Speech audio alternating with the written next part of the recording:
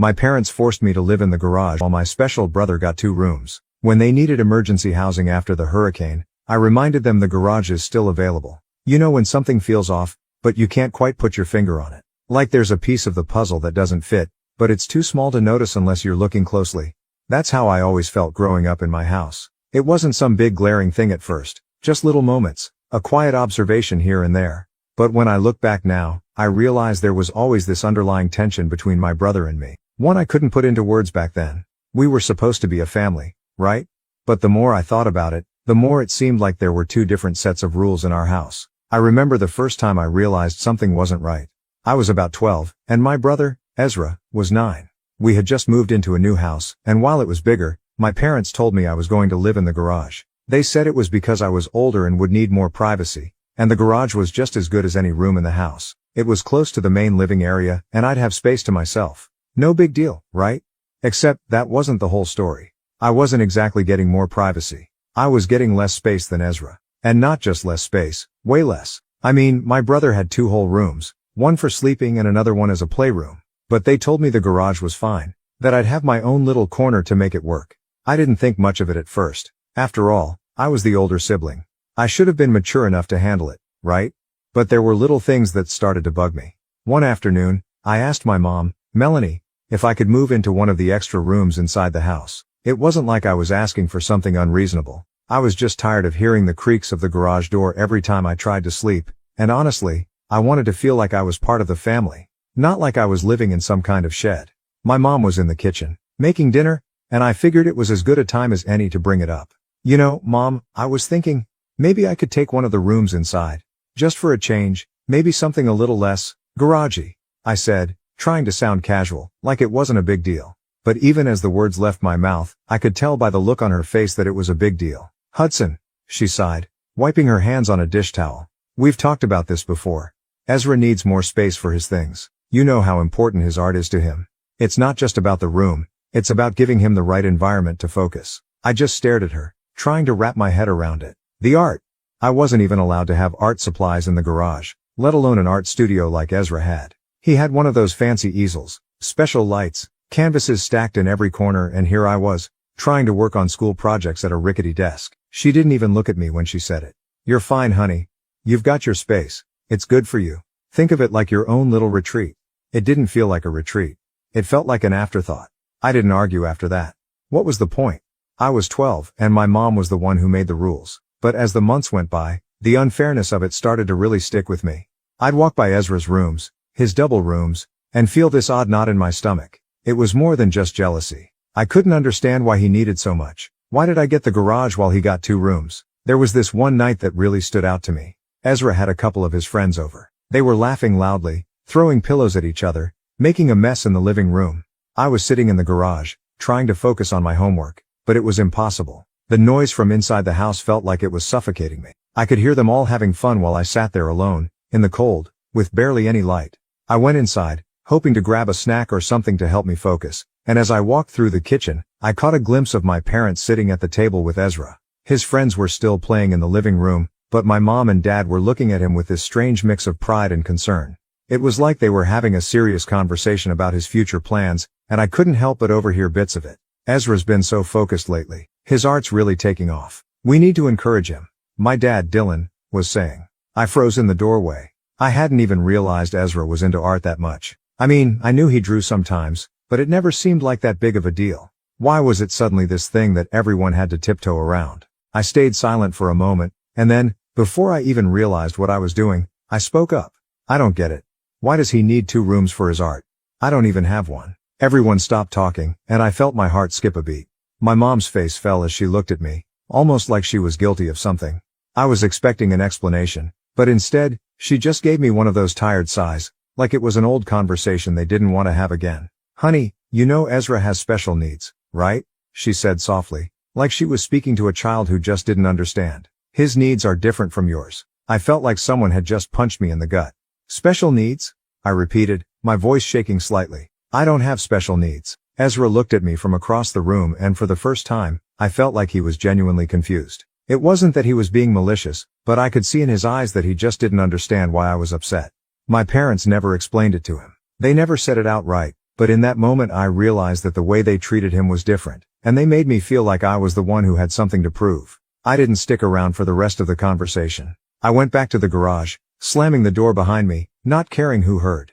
I couldn't shake the feeling that everything I had ever been told about fairness, about family, was a lie. To be honest, I didn't know what to do about it yet.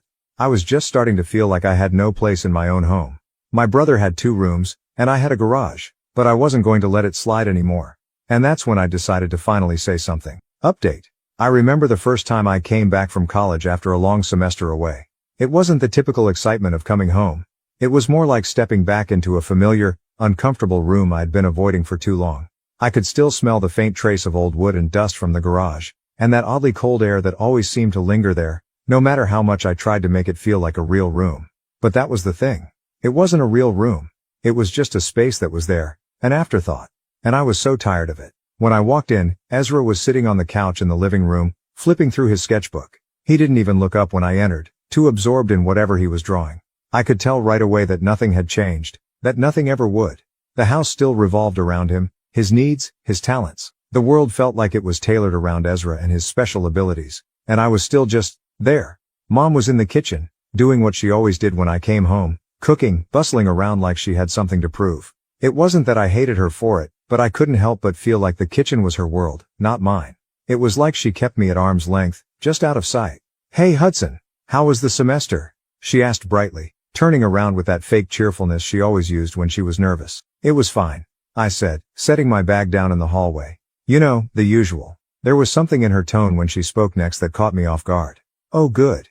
Ezra's been working on some amazing new pieces. He's really been flourishing lately." I didn't know why it hit me like it did, but it did. I mean, I'd heard all this before.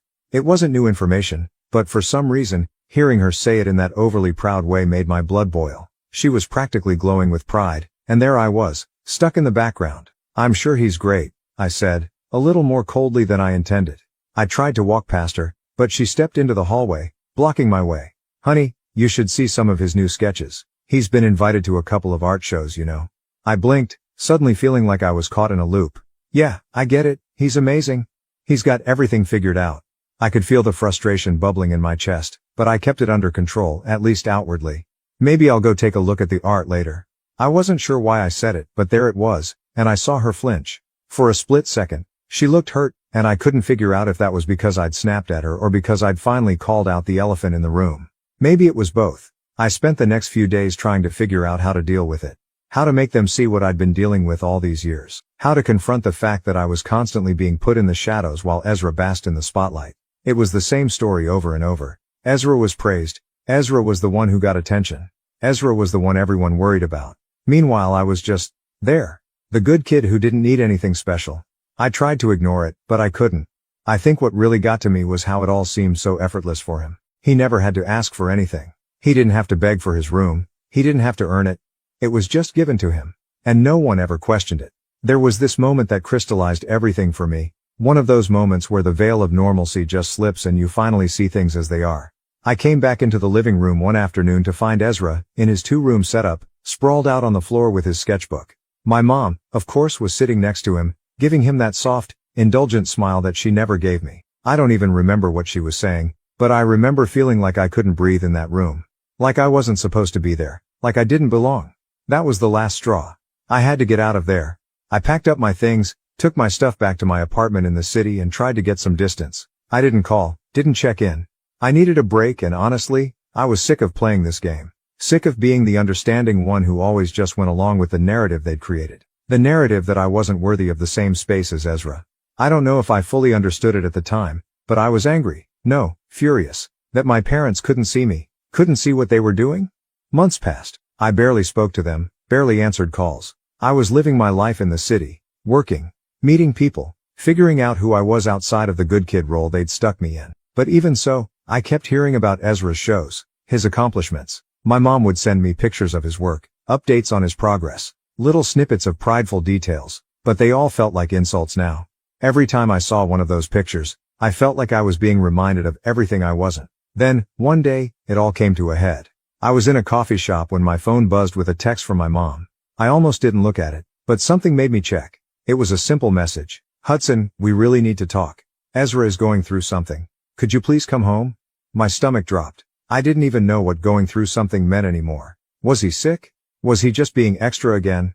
What the hell could it be now? I didn't reply right away. I was mad. Angry? It had been months of them living in their world, never even noticing mine, and now they needed me to help? To do what? Fix things? Fix Ezra? I didn't know if I could do that anymore. But I did the one thing I swore I wouldn't. I went back. Final update. It's strange how life throws curveballs when you least expect them. 1 minute, I was in the city, living my life, staying away from my family, and the next minute, I was on a plane back home. Not because I wanted to, but because I had no choice. The hurricane had hit. It came in fast, Category 4, unpredictable, and the news was everywhere. My parents, of course, were in the direct line of it. I didn't even have to get the phone call from my mom. I knew the moment I saw the weather alerts and the flood warnings that they would reach out. And sure enough, the next day, my phone buzzed with a text from Melanie. Hudson, please, we need your help. Ezra, we're not sure what we're going to do. The house is damaged and we're stuck here. Can you come? I stared at the message, my finger hovering over the reply button. There was a part of me that wanted to ignore it, just let them figure it out. But I wasn't that heartless. Not yet. So I packed a bag and headed back. When I walked through the door, I didn't recognize the house. The hurricane had ripped through, flooding the lower floors. The furniture was scattered, debris everywhere. My parents were already holed up in the living room, looking frazzled but managing to hold it together. Ezra was sitting in the corner of the room, sketching in his notebook, his usual obliviousness to the world around him on full display. He didn't even look up when I entered. That's Ezra for you, always lost in his own world. Melanie was the first to speak, looking up at me with a forced smile. Hudson, thank you for coming. I know this is all a lot, but we really need your help. I nodded, still trying to process everything. It wasn't like I was expecting a big reunion, but I thought I'd at least get a hey, it's been a while, or something.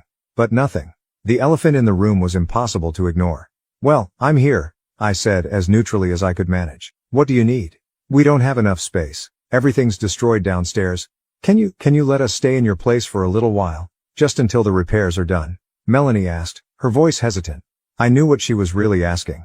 They wanted to move in my space. I paused for a moment. Part of me wanted to snap. Part of me wanted to tell her exactly what she had put me through. The years of neglect and favoritism. The 2 rooms Ezra had while I got the garage. But I had to admit, I wasn't that cruel. I wasn't that guy anymore. I had worked hard to build my own life and I didn't want to let the past dictate who I was now. But that didn't mean I couldn't have a little fun with this. I didn't give her an answer immediately. I walked over to where Ezra was, still absorbed in his sketchbook, and leaned against the wall, staring at him. He didn't even look up as usual. It was always the same. He was special, and no one ever told him no. I hadn't made my peace with that yet. Ezra, I said, my voice sharp enough to get his attention. So, you and Mom want to move in here, huh? Finally, Ezra looked up, confused. Yeah, it's just temporary, right? We'll be out of your hair once the house is fixed. It wasn't what he said. It was how he said it.